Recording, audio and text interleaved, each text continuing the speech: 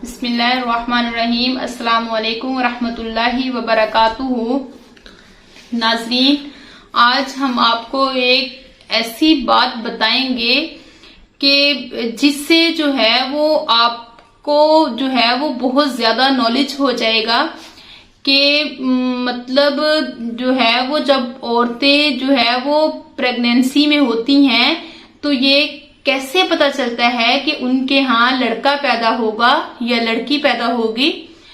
तो आपने फरमाया कि जब मर्द की मनी जो है वो औरत की मनी पर गालिब आ जाए तो उस वक्त जो है वो लड़का पैदा होता है, और जब औरत की मनी मर्द की मनी पर गालिब आ जाए तो उस वक्त जो है वो लड़की पैदा होती है।